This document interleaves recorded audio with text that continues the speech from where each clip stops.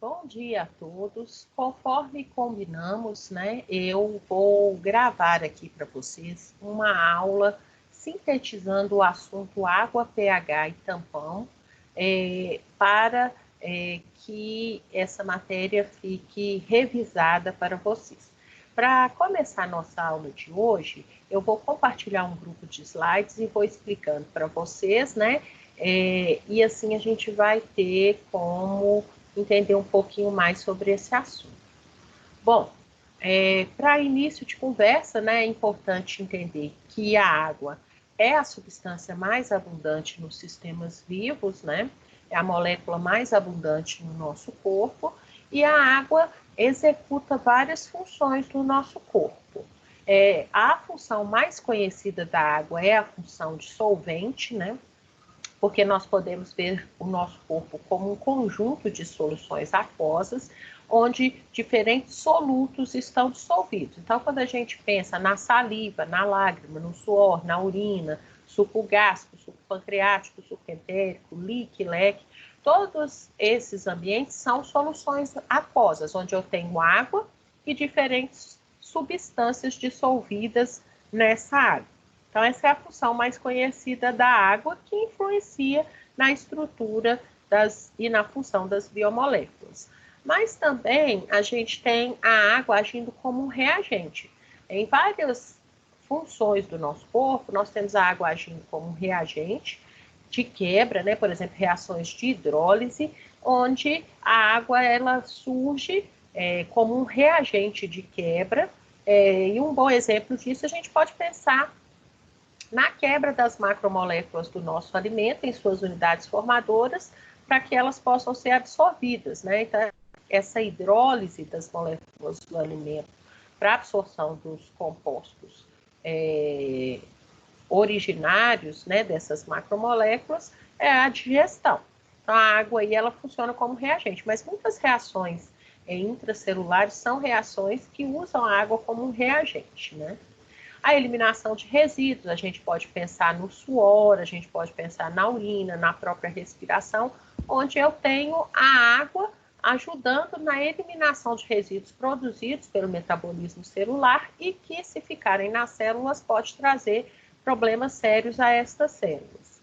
A água também está envolvida na manutenção da temperatura corporal, né? Quando a gente se exercita, os nossos músculos precisam trabalhar, e para eles trabalharem, né, as nossas células musculares, que são as fibras musculares, elas oxidam nutrientes para a produção de ATP, e nesse processo produz-se calor, que é eliminado junto com a água através do suor, ajudando a manter a temperatura corporal. A água também tem um papel importante no transporte de nutrientes, né, principalmente quando a gente pensa na parte líquida do sangue, que é o plasma, onde a gente tem uma movimentação de moléculas, né, que vão ser entregues às células e utilizadas por essas células para que as células possam executar suas funções. A gente poderia ficar aqui ressaltando várias outras funções da água, como lubrificante, como a função de proteção, quando a gente pensa no líquor também, né? Tem várias outras funções, mas a gente vai entender no fundo, que a água ela acaba por influenciar a estrutura e a função de todas as biomoléculas que se encontram nessas soluções aquosas do corpo, né? Então, as enzimas, as proteínas, os lipídios, os carboidratos, os ácidos nucleicos, eles executam funções essenciais à sobrevivência das células e do organismo como um todo, e essas funções são executadas porque elas estão solubilizadas, né, em soluções cujo solvente é água. Essa interação, essa presença das biomoléculas em um ambiente aquoso influencia diretamente na estrutura e, consequentemente, na função da biomolécula, seja ela qual for. Então, a água ela só consegue realizar todas essas funções por causa de algumas características químicas que ela tem. Nessa figura aqui, a gente consegue observar o quê? A molécula de água é H2O, o que significa que são dois átomos de hidrogênio compartilhando elétrons com um átomo de oxigênio. Essa molécula de água, né, ela é uma molécula polar. É muito importante entender isso, né? Embora exista um compartilhamento de elétrons entre o átomo de oxigênio e o átomo de hidrogênio, esse compartilhamento é desigual. Como o oxigênio é um elemento de maior eletronegatividade, embora ele compartilhe elétrons com esse hidrogênio, esses elétrons ficam a maior parte do tempo próximo do oxigênio. A atração dos elétrons pelo oxigênio é maior. Como os elétrons são negativos, né, próximos do oxigênio, desenvolve-se uma carga parcial negativa e nas imediações dos hidrogênios, carga parcial positiva. Carga negativa num polo e positiva no outro significa polaridade. Então, a água é uma molécula polar. Então, aqui é a fórmula molecular da água, H2O, significando que tem dois átomos de hidrogênio compartilhando elétrons com um átomo de oxigênio, né? E o fato dela ser polar influencia diretamente na sua capacidade de solubilizar outras moléculas polares também, né? Interagir com outras moléculas polares. Bom, o que acontece se eu coloco várias moléculas de água em um recipiente? Por exemplo, um copo com água.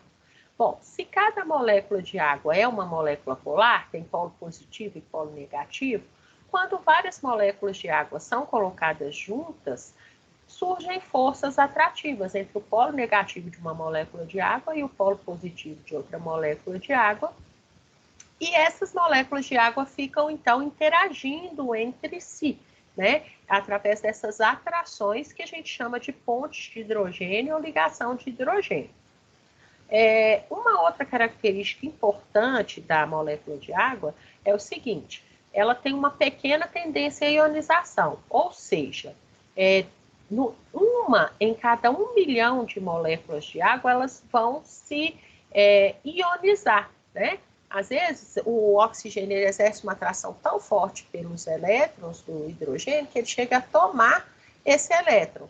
Então, a molécula ela se desfaz em íons OH-, né, e H+. Então, se eu tiver um recipiente cheio de água, eu vou ter várias moléculas de H2O, como essas aqui, formando pontes de hidrogênio entre si, mas eu vou ter também uma certa quantidade de íons H+, e OH- em igual concentração, né?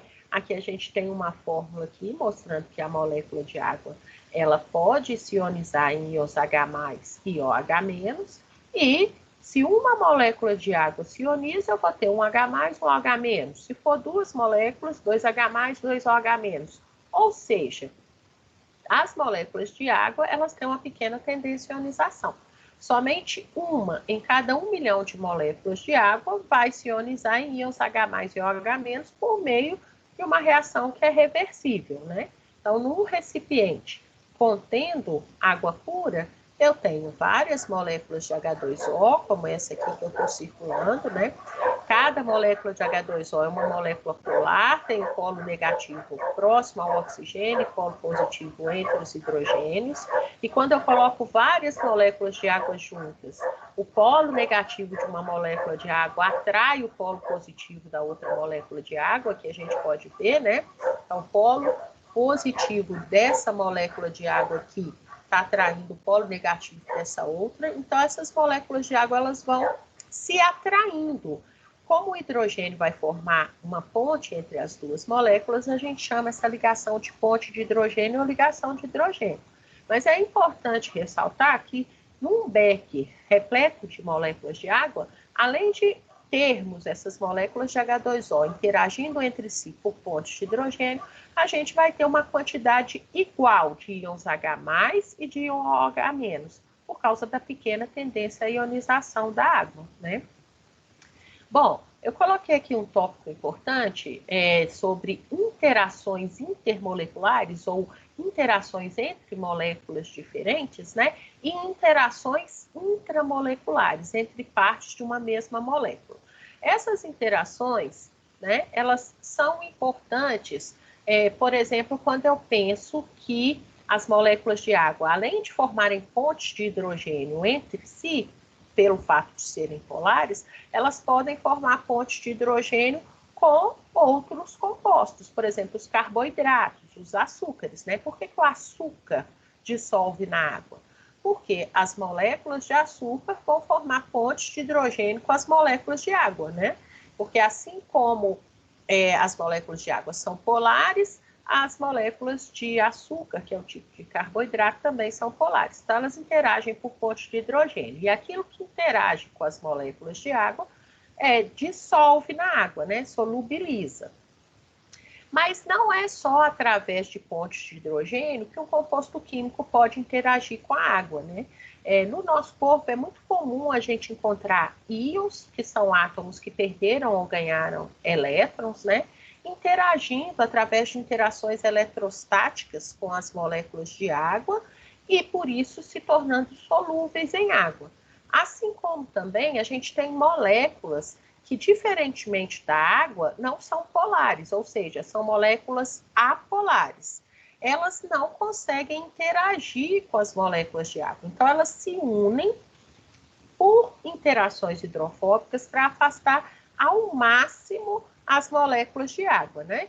E, geralmente, essas moléculas que não interagem com a água não dissolvem na água. A gente vai ter ali essas moléculas tendendo a se reunir. Por exemplo, quando você coloca óleo numa panela com água, por mais que você misture e forme várias bolinhas de óleo, com o passar do tempo essas bolinhas de óleo se unem, formando uma grande gota de óleo, né?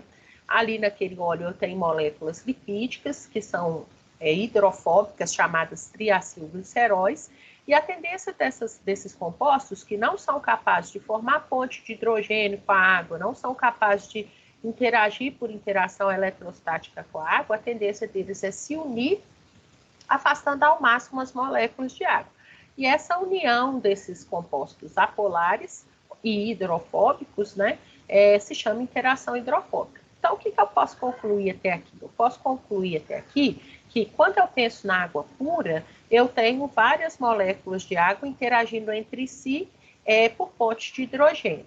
Quando eu penso numa solução de água com açúcar, o açúcar dissolve na água porque, como o açúcar é polar igual à água, ele é capaz, né, as moléculas de açúcar são capazes de interagir com as moléculas de água por pontes de hidrogênio também, ou seja, as pontes de hidrogênio não são específicas para ocorrer só entre moléculas de água. E muitos compostos polares formam pontes de hidrogênio com a água, portanto, esses compostos são solúveis em água. E os íons, eles vão ser solúveis em água também, mas é um outro tipo de interação não covalente, interação intermolecular, né, que é a interação eletrostática que eu vou mostrar mais adiante. O que eu queria ressaltar para vocês é que essas atrações, essas interações fracas, elas não ocorrem somente entre moléculas diferentes. Existem moléculas que mantêm sua estrutura por causa de interações entre partes de uma mesma molécula, que a gente chama de interações intramoleculares. Um bom exemplo é a dupla hélice do DNA, né, que é mantida pelo pareamento de bases e por pontes de hidrogênio entre as bases nitrogenadas. Como a gente vai ter aula de ácidos nucleicos mais adiante, eu vou explicar isso melhor, tá? Existem outras interações intermoleculares, que são as forças de Van der Waals, onde é respeitada a distância entre os átomos, né? E aí a gente pode classificar as biomoléculas de acordo com a sua solubilidade em água em moléculas hidrofílicas. A molécula hidrofílica é uma molécula que tem atração pela água, ou seja, uma molécula que é polar, igual a molécula de água, portanto, aquilo que interage com a água é hidrofílico.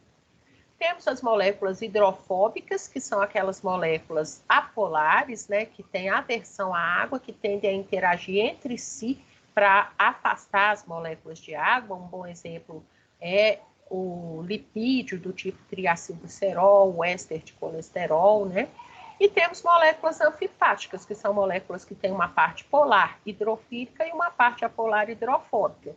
E um exemplo clássico são os lipídios de membrana, que a gente vai falar mais adiante na aula de lipídios. Aqui nós temos figuras bem interessantes, né?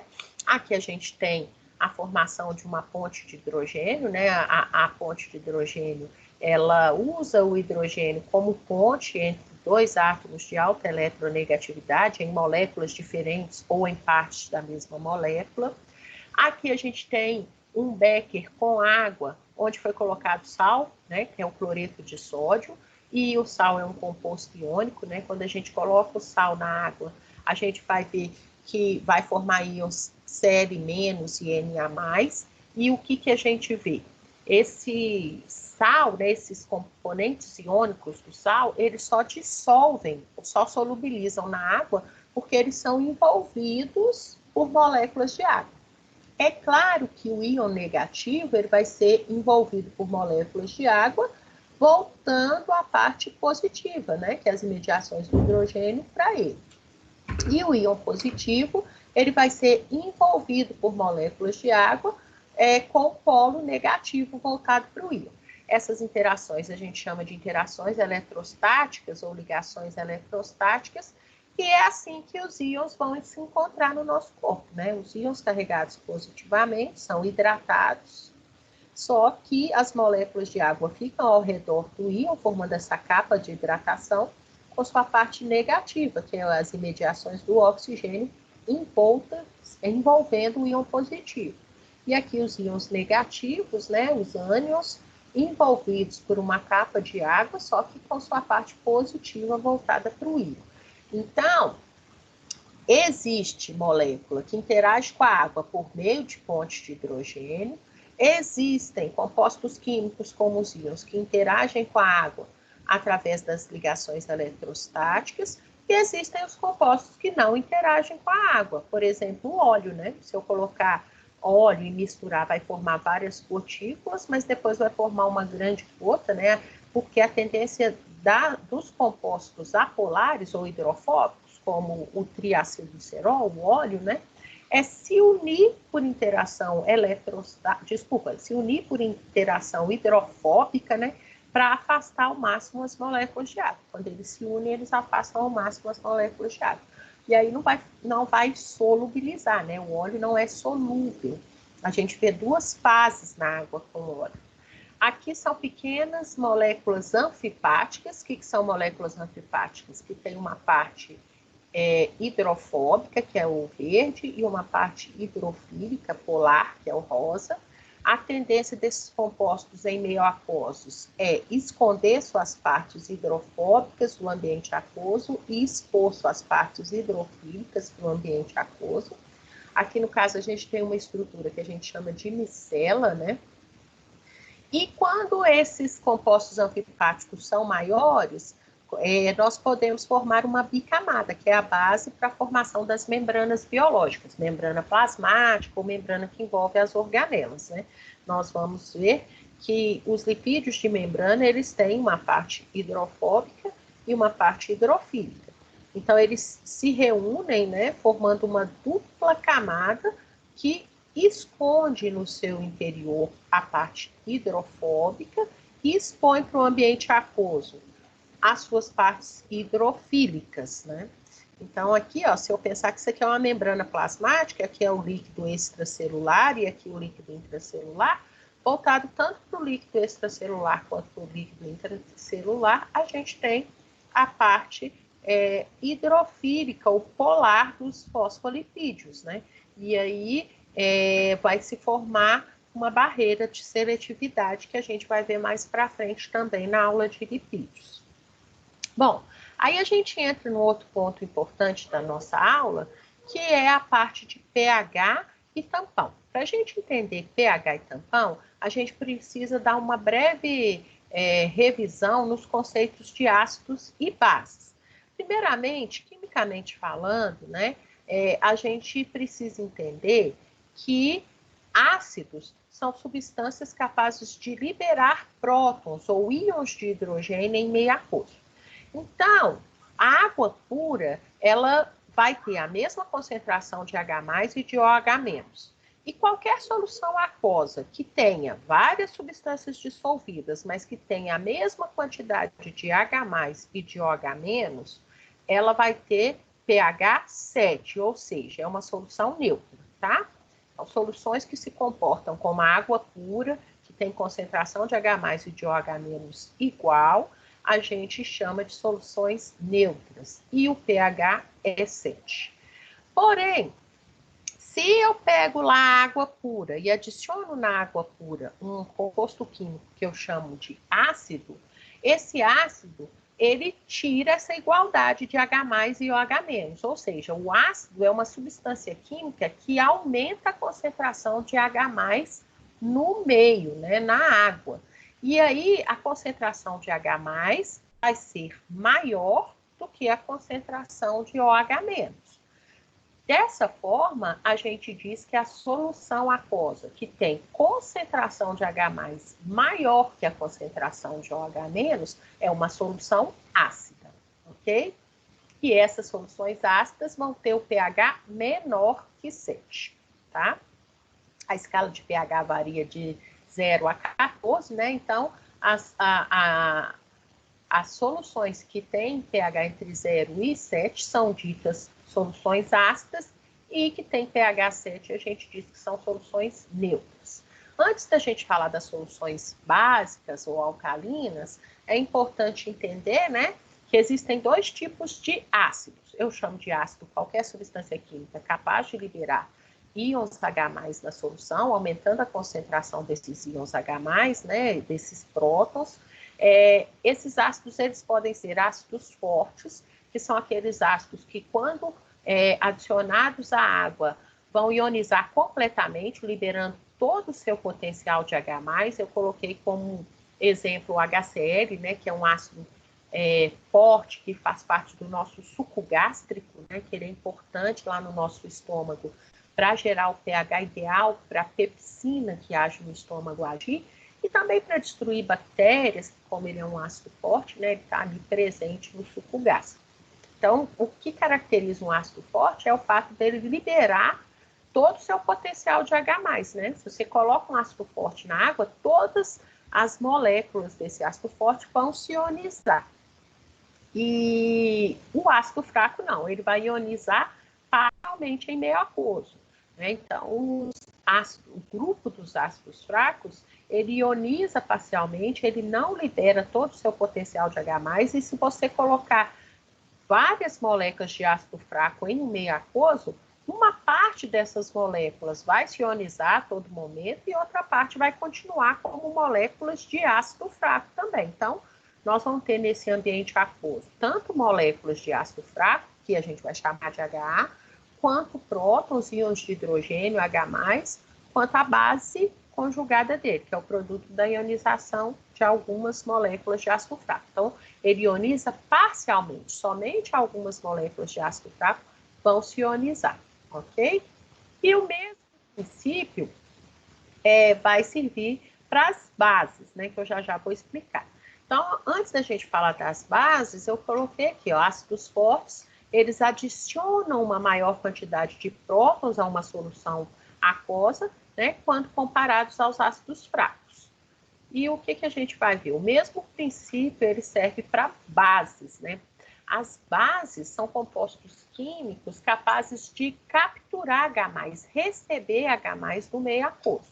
Então, as bases, elas também podem ser classificadas em bases fortes ou fracas, de acordo com o grau de ionização. A gente leva o mesmo princípio dos ácidos fortes e fracos, né? Só que a base é o composto químico que captura H+, porque geralmente a base libera OH-, né? Esses OH- reagem com os H+, formando água. Então, a base, ela consome H+ do meio, fazendo com que a concentração de H+ fique menor do que a concentração de OH-.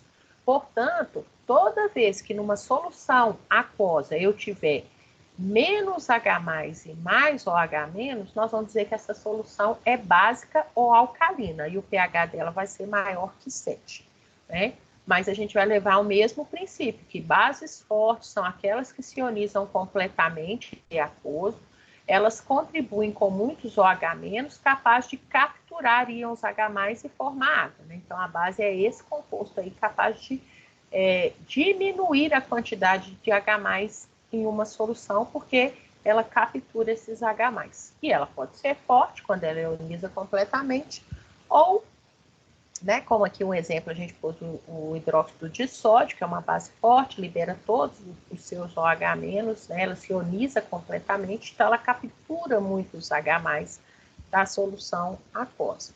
E pode ser base fraca também, né? Que ioniza parcialmente. Beleza, entendido isso, a gente pode passar para o conceito de pH. pH significa potencial hidrogênio iônico. E toda solução aquosa, e até mesmo a água pura, ela tem um valor de pH, né? Porque a gente viu que mesmo na água pura, eu tenho uma certa quantidade de H+ e de OH-, né? Então, o que a gente vai perceber? Como na água, né, as concentrações de H+ são iguais às concentrações de OH-, nós dizemos que esse meio não é ácido nem básico. Então, quando a concentração de H+ e OH- for igual, a gente vai dizer que é neutra. A água pura é neutra. Toda vez que eu disser que uma solução é neutra, é que, independente do que está dissolvido na água dessa solução, a concentração de H+ e de OH- é igual. Existem soluções neutras no nosso corpo? Sim. Um excelente exemplo é o líquido intracelular, né? O líquido que fica dentro das nossas células, ele mantém o pH em 7. É esse pH que é o ideal para a ocorrência das reações do metabolismo celular. Então, a gente diz que o líquido, que é o líquido intracelular, é um exemplo de solução neutra. Bom, o pH, então, é o quê, né? O pH é um valor numérico que indica a concentração de íons H+ em uma solução. Então, toda vez que a concentração de íons H+ for igual de OH-, nós vamos dizer que a solução é neutra, tá? Existe uma fórmula que nos permite calcular o pH de uma solução, né? pH é menos log da concentração de H+, ou pH é log de 1 sobre a concentração de H+. E o que a gente vai perceber? Né? A concentração de H+ numa solução e de OH- em uma solução vai indicar a sua acidez. E o que a gente vai perceber? Toda vez que numa solução aquosa eu tiver várias substâncias dissolvidas, porque interagem com as moléculas de água, né? Algumas agem como ácidos, outras agem como bases, uma mistura de solutos em água. E nessa solução aquosa eu tiver uma concentração maior de H+ em relação ao OH-, né? Quer dizer, ou seja, a concentração, toda vez que numa solução aquosa a concentração de H+ for maior que a de OH-, nós vamos dizer que essa solução é ácida e o pH dela é menor que 7, né? Toda vez que numa solução aquosa, independente do que está dissolvido lá, né, das substâncias que estão dissolvidas naquela água da solução, a concentração de H+ for igual de OH-, nós vamos dizer que a solução é neutra e o pH é igual a 7. E toda vez que a gente tiver a concentração de H+, né, menor que a de OH-, nós vamos dizer que a solução é básica e o pH é maior que 7. Ou seja, a escala de pH, ela vai de 0 a 14. Entre 0 e 7, nós vamos ter soluções ácidas. No pH 7, solução neutra. E pH acima de 7 até 14, solução básica. E isso indica o que eu expliquei anteriormente, né? Ah, Luciene, no nosso corpo a gente tem solução ácida, básica e neutra? Sim, né? Um exemplo de solução ácida é o suco gástrico, que age no nosso estômago, pH em torno de 1,8, 2, né? Então, pH abaixo de 7 significa solução ácida. Temos solução neutra, acabei de explicar o líquido intracelular, cujo pH é 7. Temos soluções básicas ou alcalinas, como suco entérico, suco pancreático, onde a concentração de H+ vai ser menor que a de OH-, né? E vai ter um pH maior que 7. No caso do suco entérico, suco pancreático, que são lançados no intestino, né? O pH em torno de 8,6. Então, nosso corpo tem tanto soluções ácidas, quanto soluções neutras, quanto soluções básicas, também chamadas de alcalino. Então, o pH ele varia de 0 a 14, porque as concentrações de H+ permitem estes valores de pH. Então, aqui novamente está um resumão do que eu falei. Né? Soluções que têm pH entre 0 e 7 são ácidas e tem a concentração de H+ maior que a de OH-, porque um ácido é uma substância que contribui com H+, né? Soluções que têm pH 7 são neutras, concentração de H+ igual à concentração de OH-. E soluções com pH acima de 7 até 14 são soluções básicas ou alcalinas e tem a concentração de H+ menor do que a concentração de OH-, porque uma base é uma substância química que consome, que captura os H+ de uma solução. Aqui eu coloquei o pH característicos de algumas soluções aquosas, né? E a gente vai entender o que é bem variável, né? Por exemplo, várias soluções do nosso corpo vão estar com pH próximo da neutralidade. Por exemplo, o plasma, que é a parte líquida do sangue, cujo pH tem que ser mantido em torno de 7,4. O suco gástrico, que tem ácido clorídrico para matar bactéria, ativar a pepsina, desnaturar proteínas da dieta, vai ter pH entre 1,6 e 1,8. A bile é uma solução mais alcalina, 7,8 a 8,6, que é o pH. A urina ela pode ter uma variação de pH, depende de que resíduo você está liberando em maior quantidade, né? Pode ser ela mais ácida ou mais neutra, né? Ou mais para alcalina. E a saliva em torno da neutralidade, entre 6,2 e 7,4. Aqui algumas soluções que a gente usa no dia a dia com seus valores de pH. O que eu queria deixar claro para vocês é o seguinte: em algumas soluções corporais, eu posso ter variação de pH. Por exemplo, quando eu penso na urina, né? Você vê que a variação do pH da urina é grande, né? A urina que a gente libera de manhã é diferente da urina que a gente libera no meio do dia ou durante o dia, né? Então, a gente vai ver que o pH da urina ele vai variar, mas isso é problema para a gente? Não, porque a urina é um meio de excreção, é um meio de eliminação. A nossa urina ela sai do nosso corpo para eliminar excessos e resíduos. Então, o pH da urina ele pode estar variando sem problema. Mas existem algumas soluções corporais cujo pH ele pode variar muito pouco. Ele tem que ser mantido praticamente constante. E tem duas soluções aquosas que, se tiverem alteração de pH, o resultado vai ser um adoecimento, né? Quando a gente fala no líquido intracelular, a gente percebe que o pH dentro das células ele tem que ser mantido em 7. Por quê? Porque se eu altero o pH, né, do líquido intracelular, eu acabo por alterar a estrutura das proteínas, das enzimas, e elas podem vir a perder sua função. E isso pode levar a célula à morte. Portanto, o pH do líquido intracelular tem que ser mantido constante. E quando eu penso no plasma, que é a parte líquida do sangue, eu também tenho que levar em consideração esse princípio, né? O nosso plasma, né, que é a parte líquida do nosso sangue, ele tem que ter o seu pH mantido em 7,4. Porque se o pH cair ou subir, a gente vai ter um quadro patológico, né, um adoecimento, uma acidose ou uma alcalose. Né? Se o pH cai lá no plasma, a gente tem um quadro de acidose que pode levar ao coma ácido. Né? Se o pH sobe no nosso plasma, a gente pode ter um quadro de alcalose. Então, o nosso corpo ele tem mecanismos de evitar essa oscilação de pH, ainda que uma pequena quantidade de ácido ou de base seja adicionada a essa solução. E esse mecanismo se chama soluções tampão ou tampões, né? Então, para que a gente tem soluções tampões no nosso corpo? Para manutenção do pH, para evitar que o pH do líquido intracelular e o pH do sangue fique variando e a gente fique adoecendo.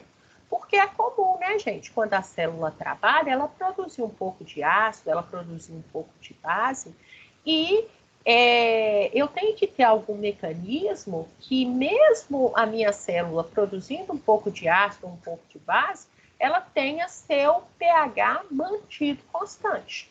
Então, o que a gente vai perceber é que o primeiro mecanismo, né, não é o único, mas é o primeiro mecanismo acionado para evitar variações de pH no líquido intracelular e no sangue, são os tampões, né? Então, é importante que vocês entendam que uma alteração no pH acaba por mudar a eficiência das enzimas e de outras proteínas, impedindo o bom funcionamento do organismo. Então, nós vamos ver que as soluções tampão que agem no corpo humano são soluções formadas de ácidos fracos, que são aqueles que não ionizam completamente, né, em meio aquoso, e suas bases conjugadas em igual quantidade, né? E esses tampões que estão presentes lá no líquido intracelular e no sangue, eles vão impedir grandes variações de pH, ainda que seja adicionada nessa solução pequena quantidade de ácido ou pequena quantidade de base, né? E como agem os tampões, né? Para a gente entender isso, a gente vai ter que entender o seguinte: uma solução tampão é uma solução aquosa, ou seja, é uma solução que tem como solvente a água, de um ácido fraco e sua base conjugada em igual concentração. O que a gente vai perceber, né? Se eu pego aqui, por exemplo, um tampão que age no nosso corpo, que é o tampão fosfato, que é um tampão muito importante para a manutenção do pH do meio intracelular constante, em 7, né? Quem seria o ácido fraco aqui? O ácido, eu já falei, ácido é aquela espécie química capaz de liberar íons H+. Então, aqui o ácido fraco é o H2PO4-, que é o ácido fosfórico, né? Como ele é um ácido fraco, lá em pH 7, que é o pH do líquido intracelular, ele vai estar 50% ionizado, né? Gerando o íon fosfato e íons H+. Ou seja, devido ao seu pK, né, a sua tendência à ionização, em pH 7, o ácido fosfórico ele vai estar 50% ionizado, ou seja, eu vou ter tanto moléculas de ácido fraco quanto moléculas de base conjugada na mesma quantidade. O que vai acontecer? Lá dentro das nossas células, a gente tem esse tampão.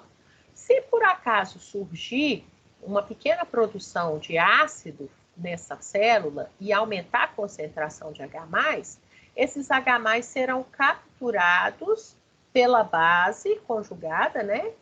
E vai formar novas moléculas de HPO4-. Na verdade, se todos esses H+ adicionados ficassem livres na solução, a gente teria uma queda no pH, que quanto mais H+ livre, menor o pH, né? Quanto maior a concentração de H+, menor o pH. Mas como eu tenho moléculas de base conjugada para pegar os H+, e aí a gente vem para a formação do ácido fraco, esses H+ não ficam livres, portanto o pH permanece constante. Por outro lado, se eu tenho lá, dentro das minhas células, esse tampão fosfato aqui, né? Formado pelo ácido fraco e sua base conjugada em igual quantidade, e a célula produz ou chega um composto que age como base e libera OH-, e esses OH- reagem com H+, diminuindo a concentração de H+, se eu não tivesse como repor esse H+, quanto menos H+ livre, maior seria o pH, né? Aí eu teria um quadro de alcalose, né? E aumentar o pH ali no meio intracelular. Bom, por que isso não acontece quando eu tenho uma solução tampão, né? Porque eu tenho moléculas do ácido fraco que podem se ionizar para repor o H+ capturado pela base. Então, dessa forma, o que a gente vai perceber é que as soluções tampão, elas vão sempre agir da mesma forma, independente de quem é o ácido fraco e a base conjugada que forma o tampão. Ao acrescentarmos um ácido hipotético em água, né, podemos encontrar dissolvidos não só os íons provenientes de sua dissociação, H+ e A-, né? Mas também ácido não dissociado, ou seja, um tampão, ele vai ser, um tampão que age no nosso organismo, ele vai ser sempre formado por um ácido fraco, que a gente chama de HA, e sua base conjugada é igual concentração, né? Então, o nosso corpo, ele seleciona ácidos fracos que podem estar 50% ionizados no pH intracelular ou no pH do plasma, né? No caso do meio intracelular, a gente tem o tampão fosfato, que eu mostrei anteriormente.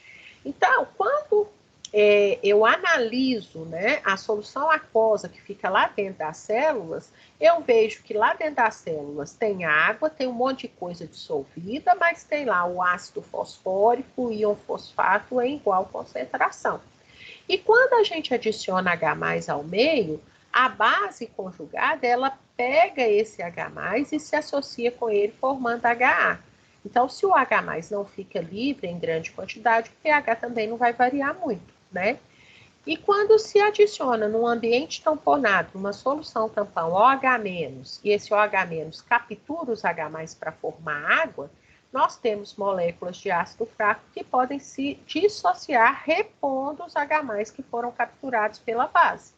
Então, uma solução tampão, ela vai sempre agir dessa forma, ionizando o H+, a base conjugada, quando se adiciona uma pequena quantidade de ácido, ou ionizando o ácido fraco, quando se adiciona uma base, uma pequena quantidade de base, o pH é mantido praticamente constante. Então, basicamente, a gente tem dois tampões de importância biológica, né?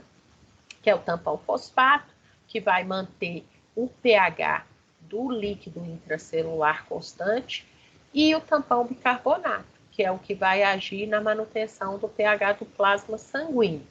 E a ação vai ser sempre a mesma, né? Toda vez que for adicionado H+ à solução tamponada, o H+ é capturado pela base conjugada, e toda vez que for adicionado OH-, que consome H+, esse H+ vai ser reposto pela ionização do ácido fraco, né?